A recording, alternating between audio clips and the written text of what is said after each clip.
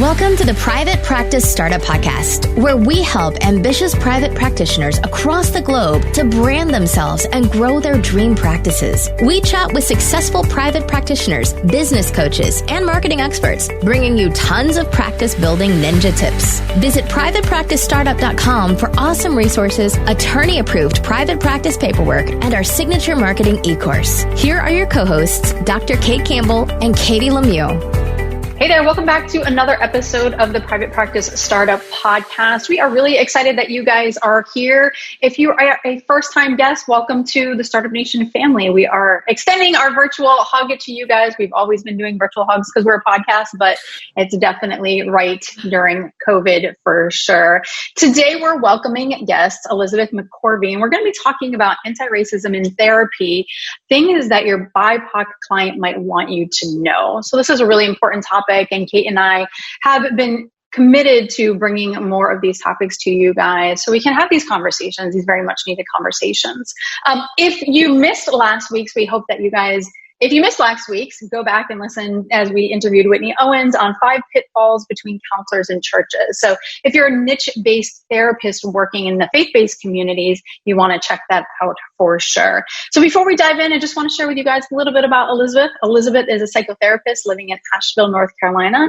She works with clients using equine-assisted psychotherapy, therapy using horses, and has an office where she sees clients, far fewer horses. She facilitates anti-racism trainings for therapists. So join me in welcoming Elizabeth. How are you? I'm good. I'm so happy to be here. Thanks for having me. We're really delighted to have you here, and I just wanted to share the story about how we got introduced to you. Allison Prier, our friend and fellow practice builder, had shared an amazing resource that you had created for therapists about how to navigate anti-racism with clients, and we are so delighted to have you here talking about this very important topic for Startup Nation, so thank you, Elizabeth. Yeah, I'm excited. I'm really excited by how far the reach for that guide has been, so I'm glad y'all saw it.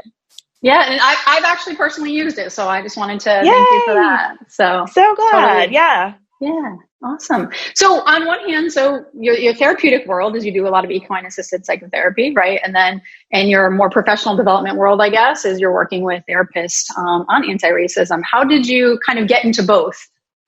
Yeah, that's a good question. So I live in the South. I've always lived in the South. And when I entered the therapy world as a clinician, and I think this happened for me in grad school when I sort of started to open my eyes to what the therapy world looked like in regard to its understanding of racism and colorism and bringing that awareness into sessions. And I realized that the education that we got around race and racism and minority identified individuals in general is really, really, really inadequate. And I realized that if I, as a Black woman, am having trouble navigating some of those conversations or knowing how to bring them up in session, because I was never taught how to do it, my white therapist counterparts were definitely struggling, because I know how to have conversations about race because I've been socialized to do it for the entirety of my life. But white folks don't have to do that because white is the quote unquote norm. And often therapists don't think they have to do that either. So, I started facilitating trainings with a colleague a couple years ago. Actually, not a couple years ago. Maybe it's just been a year ago. Time is so weird right now. And it kind of took off.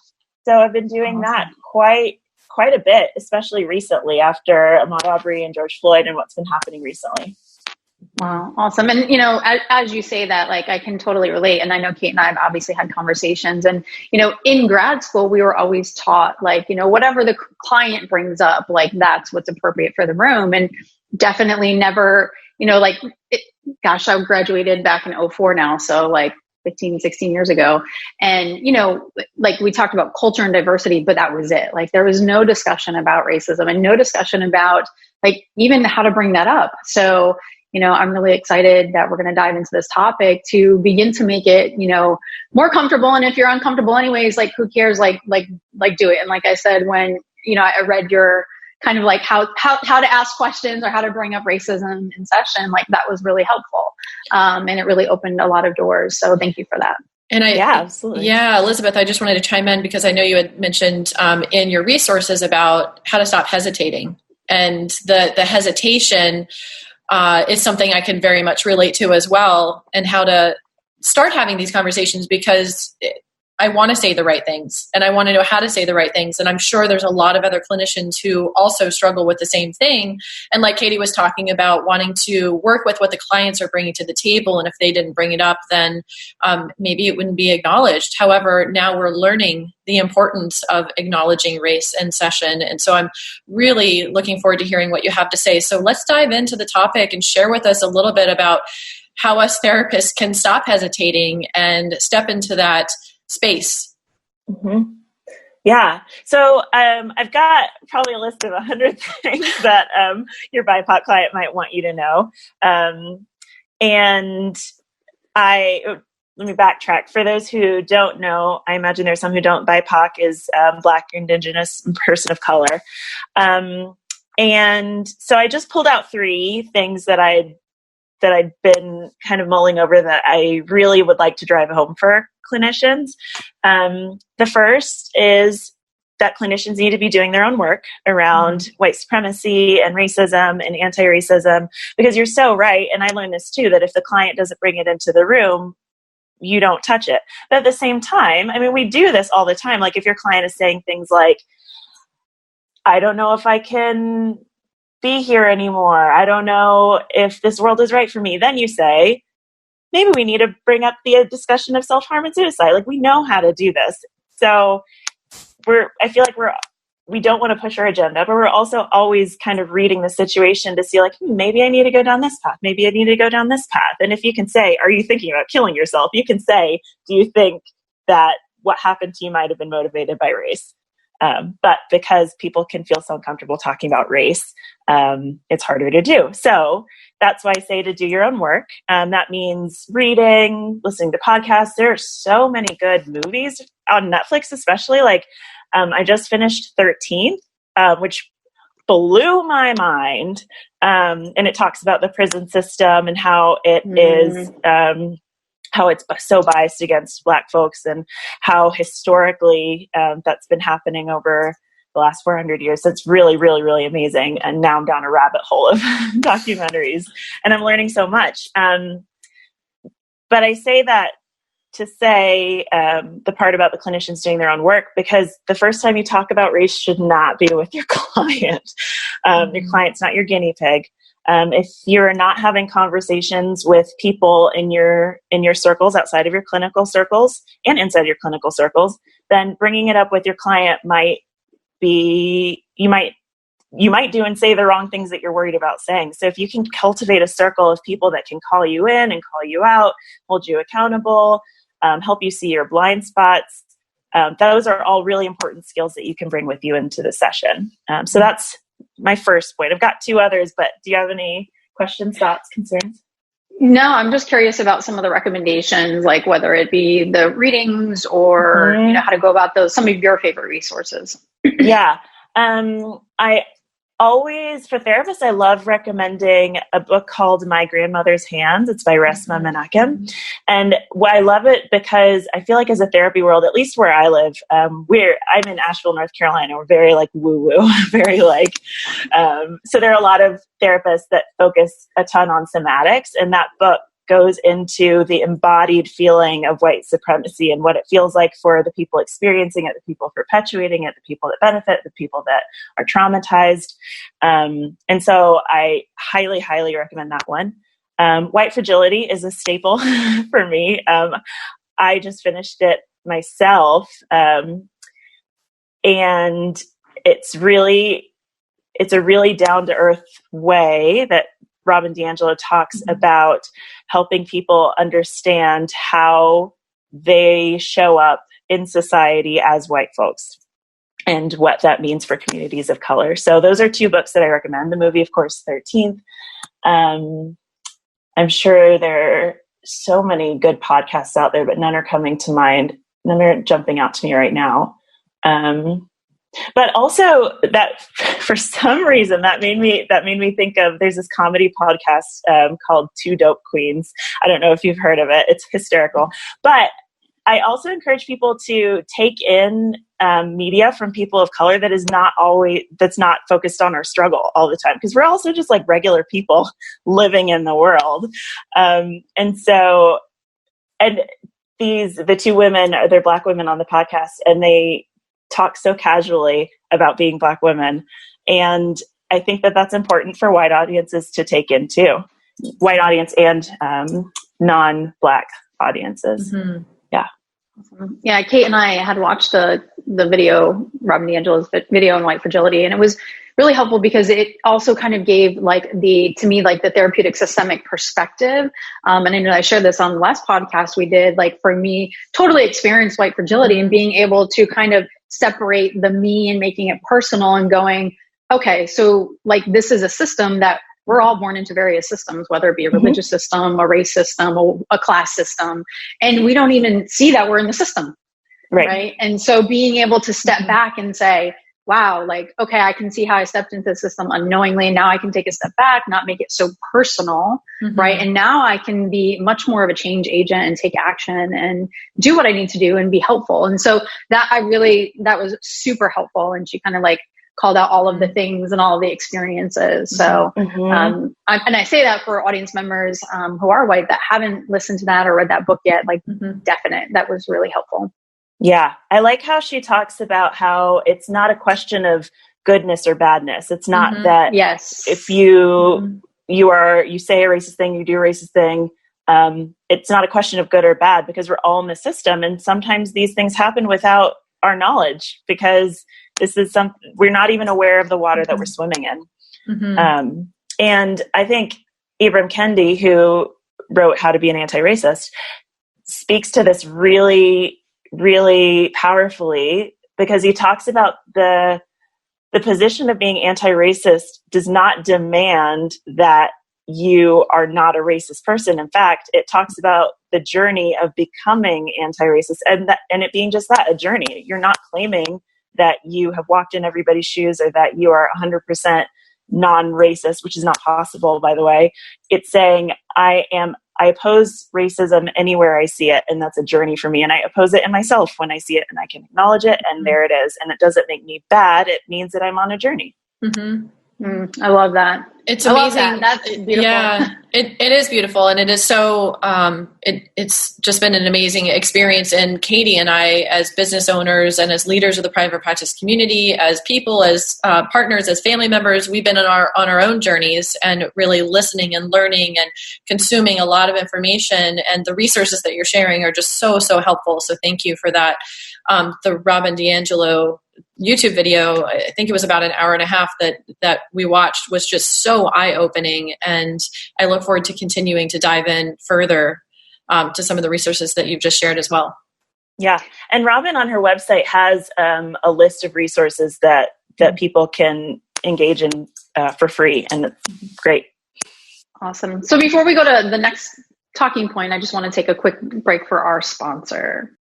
Would you love to work with an accounting firm that specializes in working with mental health professionals, whether it be a solo or group practice, one that can handle all of your accounting needs like budgeting, bookkeeping, payroll, setting up QuickBooks, and tracking KPIs?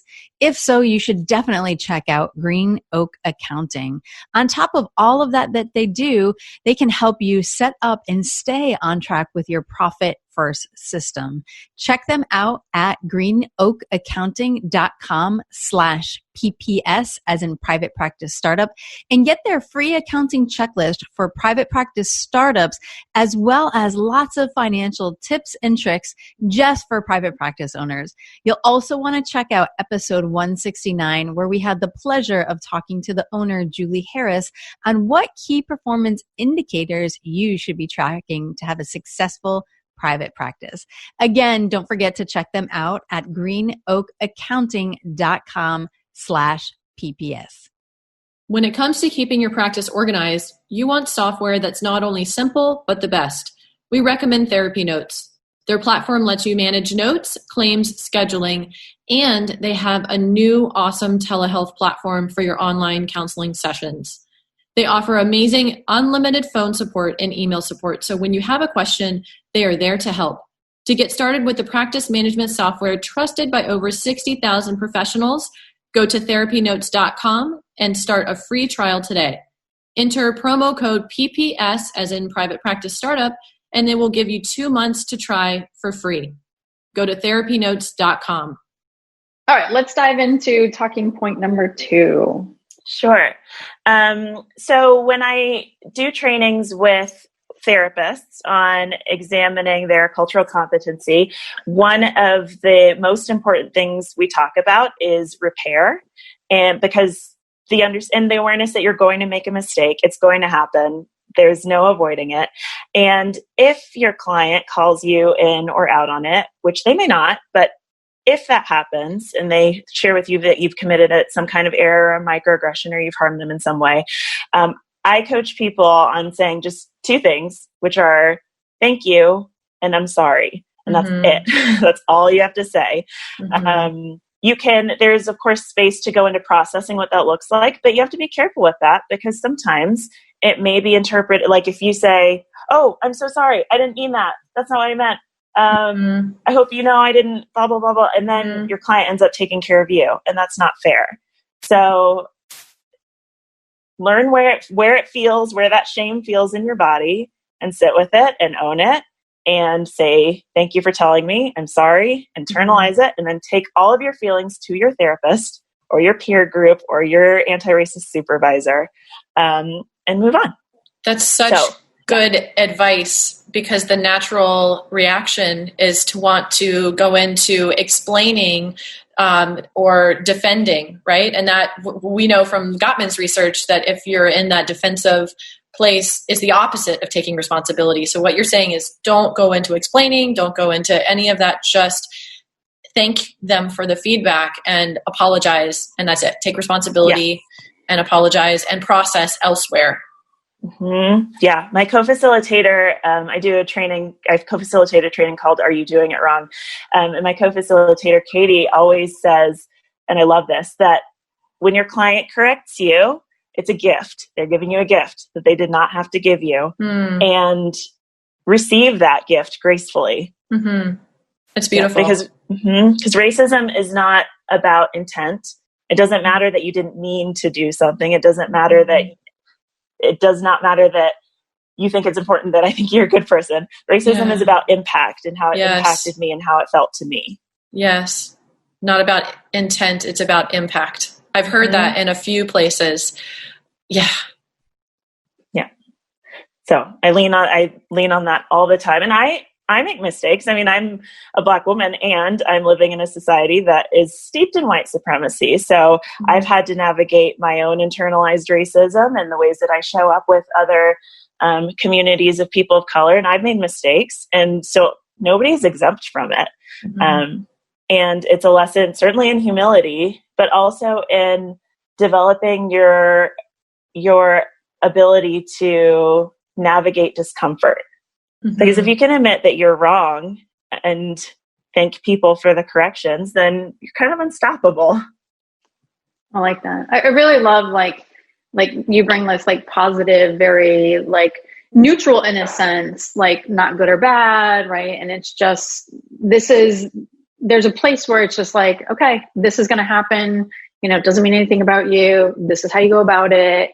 You know, honor, thank, acknowledge. So I just appreciate that, because I think a lot of, talking about racism, especially for, I know that Kate and I, there's been many blind spots, right? And all that emotional stuff in the background. But listening to Robin DiAngelo, listening to you, it's just really helpful. Like to have that space, because I feel like when we have that space and the emotionality isn't there, then we definitely can do better and take better actions, and really then have that space, like you said, like Katie says, is there's like that gift of receiving, right? And when I'm not so emotional in my own stuff, I can really hear you. But if I'm emotional in my own stuff, then I just can't, because I'm either defending myself in my head, like Gottman and all that other stuff, right? So I really appreciate how you talk about this. Yeah. Well, and go ahead. Oh, I was just going to say, yes, a lot of what you're talking about is echoing some of the things we've been learning. We just finished a training with Trudy LeBron, And I think I'm pronouncing her name correctly. And it was so helpful because she also was talking about the difference between intention and impact. And the intention doesn't really matter. And the importance of not going into defending or over explaining. And I love how you just shared about feedback being a gift, because it really is. And to be able to handle that with grace and to be grateful for that is, it's a really, really important. Mm-hmm. Yeah. And I think that, I'm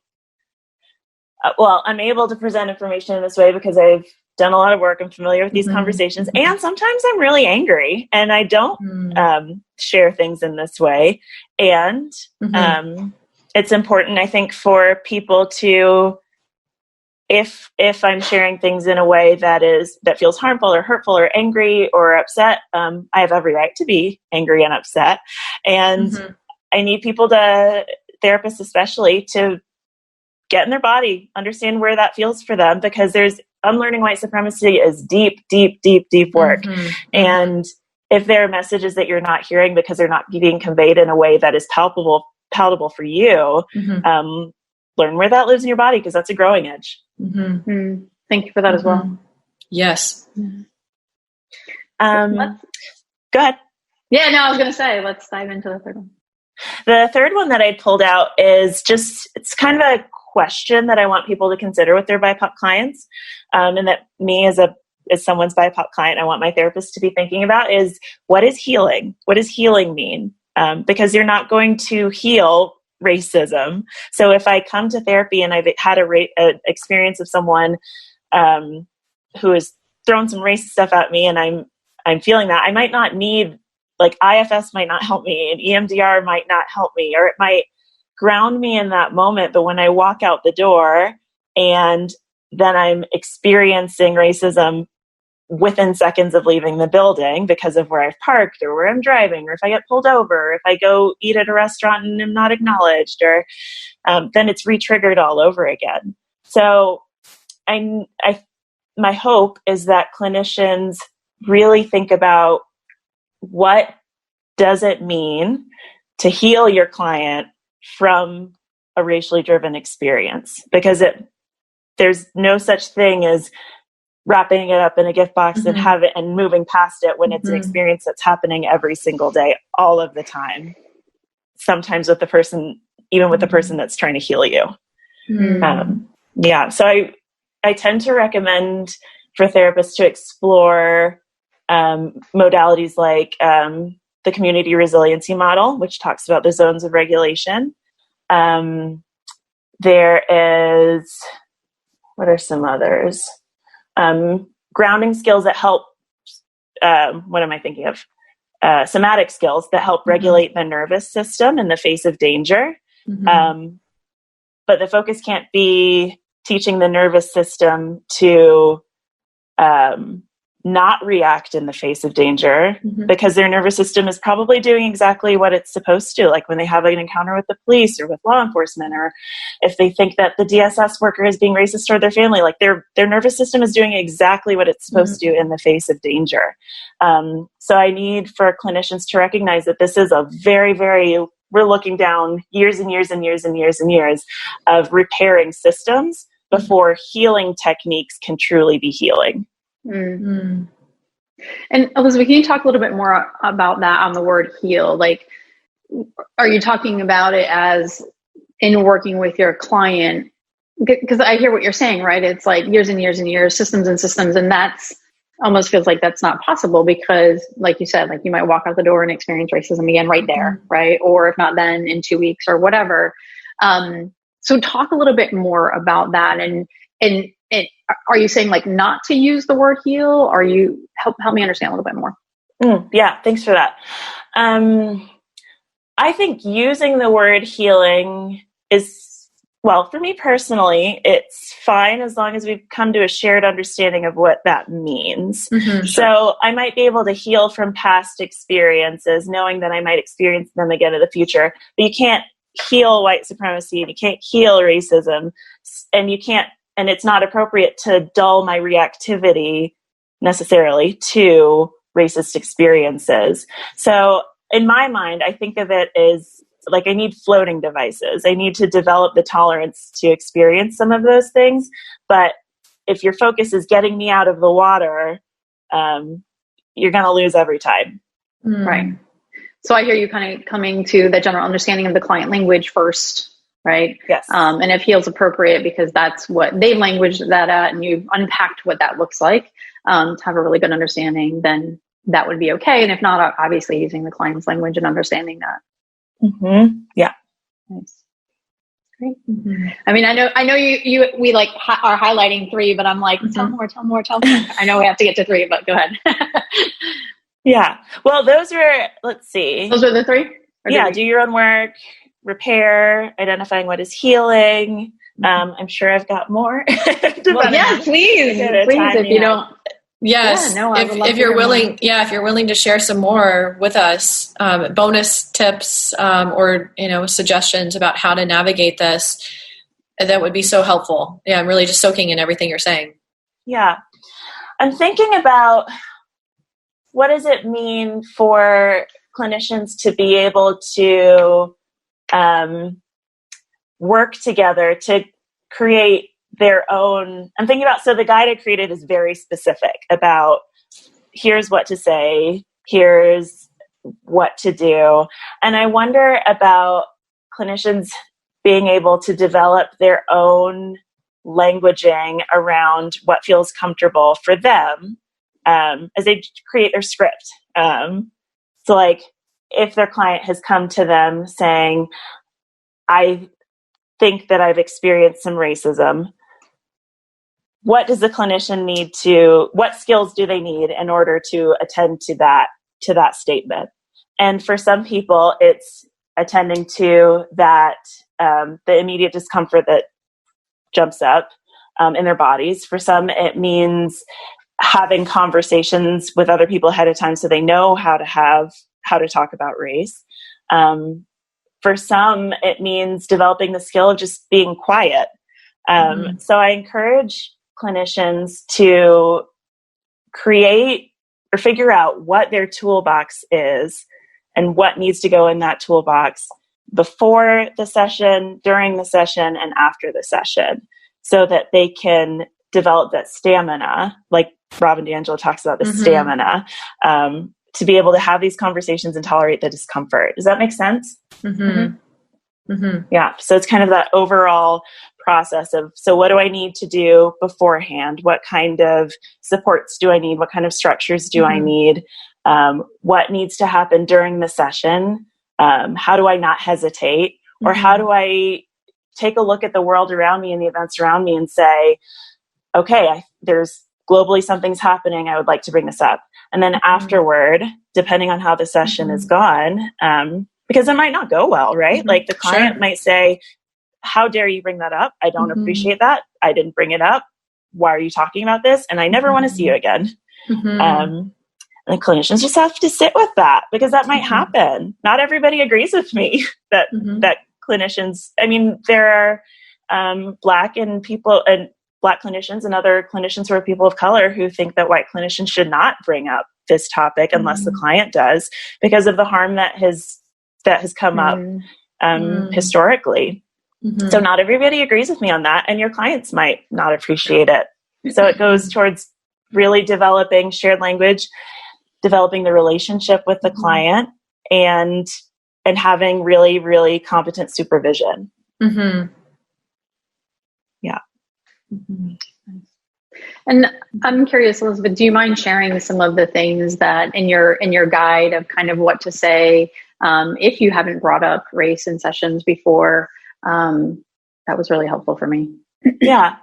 The one that's jumping out at me is my favorite one, and I'm not going to say this, I don't have the guide in front of me, so I'm not going to say it exactly correctly, but it says, it invites a clinician to say, I feel awkward bringing this up. I know I'm not going to do the best job, but I don't want to pretend that this isn't happening right now. And I like that one because as your client who is a person of color, a Black woman, me, I don't need you to be perfect. I don't need you to be perfect at it. I do need you to help me open the door sometimes. And I know that, so I'm someone's client. I have a white therapist, and I've been working with her for a little over a year, and we talk about race during sessions. And I still, because of my history, my own history of racial trauma and being invalidated and being harmed by other people when I bring up race, I still have trouble opening the door. So when she says, is there something about that has to do with race? Or do you want to talk about what's going on right now? It's like, I fall through the door because I'm like, thank you. I wanted to talk about it, but I didn't know if you were okay with it, or if you would microaggress me, or if you would invalidate me, or if you'd say that I bring up race too much, or if you would ask me if there are two other reasons that it could have been other than racism, or. And so I invite clinicians to do it, because in the feedback I've gotten from the clients I see who are people of color who have chosen not to go back to white clinicians, often it's because their white clinician has not handled talking about race in a way that feels supportive to them at all. And in what they share with me, it sounds like if the clinician had just said, wow, that sounds really intense, I hear you, their relationship could have been saved. And yeah. Thank you so much for sharing that, because I was kind of saddened hearing you talk about that, because it's like, wow, your therapist asking one question, there was all these thoughts that you were managing yourself based off the relationship and your own worries and things like that. And it was just God, you're in therapy and wanting to talk about this. And, whether it's race or other topics, if we're not opening the door or just checking in, hey, did you want to talk about that? I know this has been going on lately. What are your thoughts? How much are we missing as therapists by not just opening the door? And if it's no, I'm good with that. Okay, good. You know what I mean? And hey, if we need to bring that up another time, or I'm going to check in again, and I can imagine, I'm thinking even about suicide, if someone's contemplating suicide and we hear those little things and we step over that, how detrimental can that be? And just to hear your own process of all those questions that you were dealing with, and finally your therapist just asked, and it was just so thank you for sharing your experience, because that was very enlightening and eye-opening. Yeah. Well, and I think Black and brown people are really conditioned. And I say this because of feedback I've gotten from my clients and friends and all the Black and brown people in my life. We're really conditioned to take care of white people. And I would say for me, that is a conditioning that has been pervasive for the last 400 years, to take care of white people. And that does not stop with my therapist. I'm always trying to take care of her and make sure that she feels comfortable, even when we're talking about my racial trauma. And that's something that I'm aware of, because that's a skill that's kept people that look like me alive for a very, very, very long time. And that doesn't go away just because therapy is supposed to be focused on me. Right. Well, thank you. I'm just sitting in it. I know what's going on over here. I know. I'm processing a lot of what you're saying, and it's interesting as we have these conversations how much of this I feel in my body, and I'm sure other people listening are also having similar or different reactions based on everything that you're saying. There's so much value in your perspective, and I just appreciate you sharing your experience. And I think as people listen, we all need to do our work. There's so much growing and learning, and I'm just so grateful for having you here. Thank you. Yeah. Thanks for hearing it. And Elizabeth, I'm curious, what do you most want people to take away from your message today? No, that might be a hard one to sum it all up. Yeah, I'm thinking, it's what do I want people to take away? Something about how it's a journey. All of this is a journey. We're all unlearning messages that have been really indoctrinated into us. And I'd like it if clinicians were able to stay open and curious. I know that in school we were taught to be these blank slates, and there's this conception among the client therapy relationship that we're the one with the answers. And it's okay to not have the answers. Mm-hmm. And if you stay curious and grateful with your client, it can take you really far in the relationship. Awesome. Thank you. And I definitely want people to know more about your trainings. Maybe you could just share some of the topics that you cover. I assume they're online. Do you do in person when COVID times aren't around, or are they online? Yeah, I co-facilitate a training, like I mentioned earlier, called Are You Doing It Wrong in Asheville, North Carolina. We recently did our very first online iteration of the training, and it was really, really great. So we're probably our next one isn't scheduled until September. And people can find out about that through my website, which is elizabethmccorvey.com, ELIZABETHMCCORVEY.com. And that one covers what it means to be a culturally informed therapist and do better work with clients who are people of color. And then I also do another training about racial trauma specifically and how to navigate it in a session.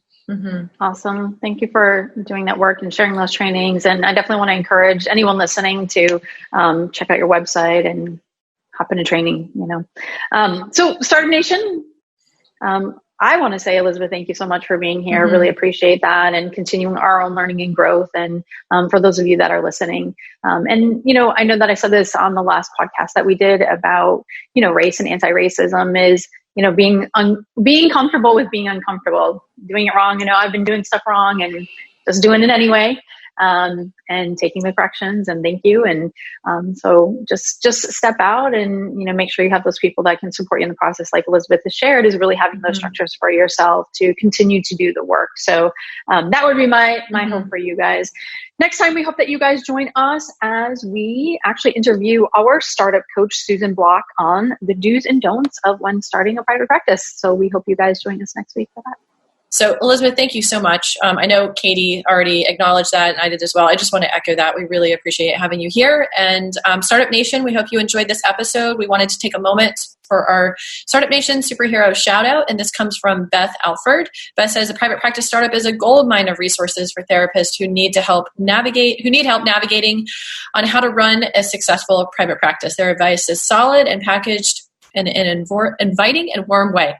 Thanks, Kate and Katie, for all the great work you're doing in the world. Thank you, Beth. We really appreciate it.